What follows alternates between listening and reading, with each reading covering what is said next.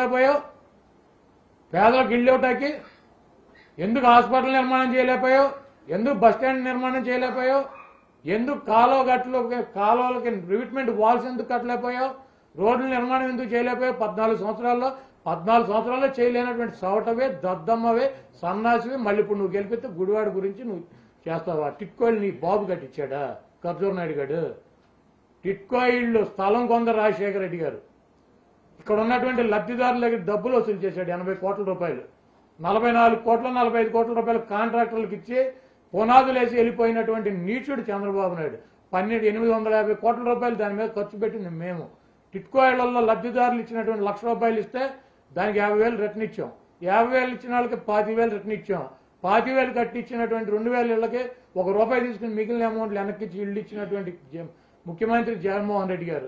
నువ్వు కనీసం అక్కడ 8,992 ఇళ్లు మొదలు పెడతానని ఫస్ట్ ఫేజ్ అని చెప్పి దొంగ మాటలు చెప్పి 420 నా కొడుకులాగా 3,400 ఇళ్లు పునాదులేసి 1,200 ఇళ్లు 20% పైన కట్టాడు. 1,200 ఇళ్లు 40 కోట్ల రూపాయలు కాంట్రాక్టర్కి ఇచ్చాడు. 85 కోట్ల రూపాయలు ఇక్కడ లబ్ధిదారులకు డబ్బులు వసూలు చేశాడు. ల్యాండ్ కొందేమో రాజశేఖర రెడ్డి గారు, డబ్బులు వసూలు చేసినేమో ఈ 420 గాడు. అది మొత్తం అన్న ఇచ్చాడంటే కాంట్రాక్టర్లు దాంట్లో సగం డబ్బులు కూడా ఇవ్వాలి. ఆ లబ్ధిదారులకు తీసుకున్న డబ్బు వెనక్కి ఇచ్చింది వైసీపీ గవర్నమెంట్ జగన్మోహన్ రెడ్డి గారు. 850 కోట్ల రూపాయలు గవర్నమెంట్ డబ్బు మేము ఖర్చు పెట్టి రోడ్లు వేసి ఇవన్నీ చేసి మేమిస్తే సిగ్గు లేకుండా వెధవ జగన్మోహన్ రెడ్డి గారికి పుట్టినటువంటి బిడ్డకి వీడి పేరు పెట్టుకుని నేను కట్టానని చెబుతున్నాడు. వీడు అసలు మనిషేనా? 75 ఏళ్ళు వచ్చి ఎందుకు సిగ్గులేని జన్మ నీది ఒక జన్మేనా? 1 ఎకరం ల్యాండ్ కొన్నావని నేను రాజకీయాలు వదిలేసి వెళ్ళిపోతా, లేకపోతే నువ్వేం చేస్తావు చెప్పు. 1 ఎకరం నీటి అవసరాల కోసం కొన్నావు. మేము 216 ఎకరాలు కొన్నాం.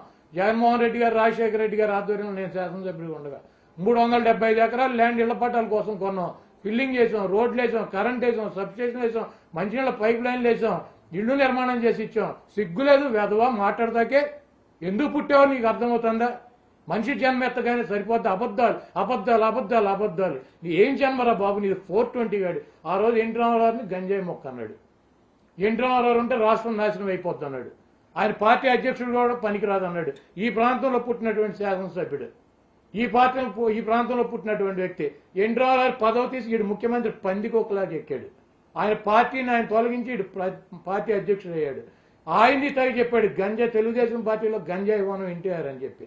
ఆయన ముఖ్యమంత్రి పదవి ఎందుకు తొలగించావు చెప్పు? ఆయన మంచివాడికి ఎందుకు తొలగించావు? ఆయన పార్టీని నువ్వు ఎందుకు తీసుకున్నావు? ఆయన బతికుండగా ఆయన చావుకి ఎందుకు కారణం అయ్యావు? ఈ రోజు వచ్చి నేను గంజాయి ఇవ్వను అంటాడు. నీ మరదలు ఎందుకు ఆత్మహత్య చేసుకుంది చెప్పు? ఆడాడు విజయ్ ఆత్మహత్య చేసుకున్నాడు, మావాడు నా గురించి అన్నాడు. నీ మరదలు ఎందుకు ఆత్మహత్య చేసుకుందో చెప్పు. నువ్వు నీ దగ్గర ఇంత డబ్బు ఉంది, ఆర్థిక ఇబ్బందులతో ఎందుకు ఆత్మహత్య చేసుకుందో నువ్వు సమాధానం చెప్పు. సిగ్గు లేదు మాట్లాడతాకి.